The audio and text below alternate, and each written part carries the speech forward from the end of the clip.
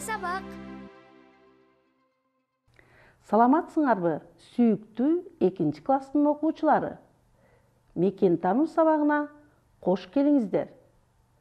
Сабакка керектүү окуу куралыңарды алып, көңүлүңөрдү буруп, кунт коюп, теле сабакка көңүл бургула. Балдар, сүрөттөн эмнелерди көрүп турасыңар? Булар эмнелер? Ооба, булар канаттуулар. Демек, бул канаттуулар кандай канаттуулар? Жакшылап ойлонгулачы. Демек, бүгүнкү сабакта үй жана жапайы канаттуулардын айырмасын жана жашоо өзгөчөлүктөрүн билебиз. Силер көрүп турган канаттууларды кандай кылып 2 топко бөлүүгө болот? Булар кайсы канаттуулар? Тоок, өрдөк, үндүк, короз, каз, үй канаттуулары. Ал эми бул аккуу, бүркүт, күкүк, үкү, үпүп, булар жапайы канаттуулар. Демек, үй канаттууларга кайсы канаттуулар кирет экен? Ооба, тоок, короз, каз, үндүк, өрдөк. Келгиле анда бул канаттуулардын өзгөчөлүктөрү жөнүндө сүйлөшөлү. Балдар, үй канаттуулары жөнүндө силер билесиңер. Аларды үйдө багып, бир короодо жашагандар бар болсо керек. Алардын кылык жоругун бири-биринен жем талашып, чукчуңдап кеткендерине күбө болгон белеңер. Анда эмесе балдар, үй канаттуулары жөнүндө дагы эмнелерди билгиң келет? Үй канаттууларын эмнеге багышат деп ойлойсуңар? Ойлонуп көргүлөчү. Үй канаттуулардын эркегин короз дешет. Короз дайыма өзүн башчы катары сезет. Ал эми ургаачысын эмне дешет, билесиңерби? Мекиян. Мекиян бул үй канаттуулардын ургаачысы. Ал энелик милдетти аткарып, балапан басып чыгарат. Күрп деген сөздү уктуңар беле балдар? Аны кандай түшүнөсүңөр? Эгер билбесеңер, эстеп калгыла. Каз, тоок, үндүк, өрдөк көптөн бери жумуртка тууп, балапан чыгарууга даярданат. Алардын мүнөзү өзгөрүлүп, күркүлдөп калат. Күрп болгондо күркүлдөп, күрк, күрк деп эч жака кетпей, камкор энедей болгон үй канаттууларын күрп болуп калыптыр дешет. Бул күрп тоок менен үндүк. Булар эмне кылып жатышат? Булар өзүнүн жылуулугун жумурткаларга өткөрүп, жумуртка басып, балапан чыгарып жатышат. Тоок балапанын 20-21 күндөн кийин чыгарат. Ал эми үндүк тоокко караганда назик болушат. Алар балапандарын 28-30 күндө басып чыгарышат. Ал эми каз дагы жумурткасынан 28-30 күн басып балапан чыгарат. Өрдөк канча күндө балапан чыгарат деп ойлойсуң? Ооба, өрдөк дагы балдар 27-29 күндө эне болуп, балапанын ээрчитип түнөгүнөн чыгат. Балдар, бардык эле учурда жумурткадан балапан чыгара бербейт. Алардын арасынан айрым жумурткадан балапан чыкпай, сасыткы болуп калат. Микиян энелер жөжөлөрүнө кам көрүп, жем издеп табат, чукулдап балапандарын чакырат. Көп өтпөй аларга өз жемин таап, жегенге үйрөтөт. Демек, канаттуулар дагы адамдар сыяктуу эле камкордук кылып, балапандарын өз алдынча жашоого үйрөтөт экен. Каз өрдөктөр жашоосу сууга жакын болгондуктан алар көлчүктөрдө, көлмөлөрдө, аккан суунун жээктеринде жүрүшөт. Атайын көлмөсү бар жерлерде жакшы багылат. Анткени дан өсүмдүктөрүнөн даярдалган жемден тышкары сөл-жан, үлүл, балык жана башка сууда өскөн чөп-чарлар менен тамактанышат. Каз өрдөктөр дагы балдарын сүзгөндү, өз алдынча суудан тамактап жегенди үйрөтөт. Бул эмне? Бул жерден эмнелерди көрүп турасыңар? Бул тоок фермасы. Бул жерден тоокторду көбөйтүп, элди, тооктун эти жана жумурткасы менен камсыздайт. Алар дүкөндө жана базарда сатылат. Үй канаттууларынын дагы кандай пайдасы бар? Ойлонуп көргүлөчү.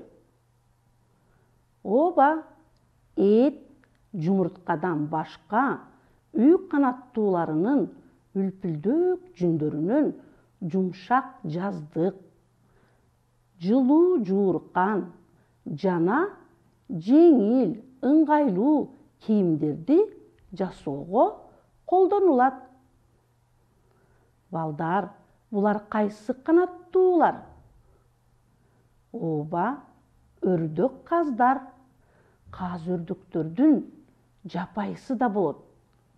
Жапайы каз менен өрдөктөрдү адамдар колго көндүрүп, үй шартында багууга үйрөтүшкөн.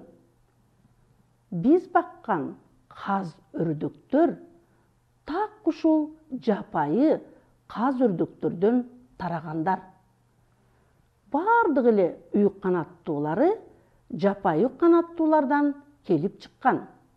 Аларды адамдар колго көндүрүү менен азык түлүк алуу жана башка пайдаларына керектөө үчүн багышат. Булар кандай канаттуулар? Ооба, булар жапайы канаттуулар. Бул жапайы канаттууларды дагы канча топко бөлүүгө болот? Бул куштарды тааныйсыңарбы? Ооба, булар турна, шабалекей, кара чырчык, келгин куштар. Карга, көгүчкөн, таранчы жана башка кыштоочу канаттуулар. Үкү, бүркүт, шумкар жана башка жырткыч канаттуулар ушу сыяктуу канаттуулар дагы көп. Алар менен жогорку класстарда таанышасыңар. Ошентип биз бул канаттууларды 3 топко бөлдүк. Эсиңдеби? Келген куштар күзүндө жылуу жактарга учуп кетишет. Жаз мезгилинде кайра келет. Суукка дагы, ысыкка дагы чыдамдуусу бул кыштоочу канаттуулар. Ал эми жырткыч канаттууларчы? Эмне үчүн бул куштар жырткыч деп аталат? Анткени жырткыч канаттуулар эт менен азыктанышат. Алар жайыр кышы тоо талалардан кичинекей жандыктарды кармап, жеп азыктанышат. Азыр балдар, силерге табышмак айтам. Анын жандырмагын тапкыла. Канаттуунун тобунан кайраттуу кайраттуусу көрүнөт. Түлкүлөрдү көргөндө кайкып учуп бөлүнөт. Бул кайсы куш? Таптыңбы?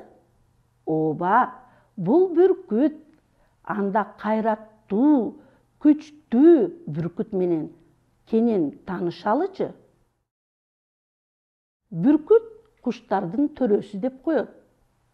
Анткени ал куштардын баарынан чоңу жана күчтүүсү. Бийик асказоого уя салып, ошол жерде тукумулайт. Бүркүттүн көзү өтө майда нерсени көрө алат. Ал өзүнөн 5 эсе оор жаныбарды оңой эле көтөрө алат. Ал эми майда жандыкты дароо эле уясына ташып кетет. Алардын олжосу коёндор, түлкүлөр, эликтин баласы чаарчыктар жана маралдын музоолору. Карагылачы, күчтүү бекен. Бул ким?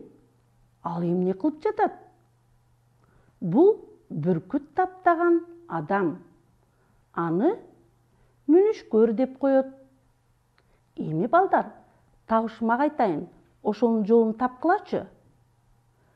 Кызыгып карап тургандай, канаты бар, калдайган, түнкүсүн уйку көрбөгөн, күндүзү учуп жүрбөгөн. Бул эмне балдар? Кайсы канаттуу?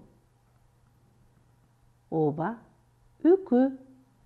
Үкү да жырткыч куш. Күндүз көзү көрбөйт, түнкүсүн учуп, майда жаныбарларды кармап жейт. Көздөрү чоң, тырмактары тумшугу курч. Канаттарынын арасында үлпүлдөк канаттары болот. Аны алып кыргыздар кыздарынын топусуна тагышкан. Балдар, силер таранчыны көрдүңөр беле? Аны көрүп эле жүрөсүңөр. Таранчылар топ-топ болуп жашашат.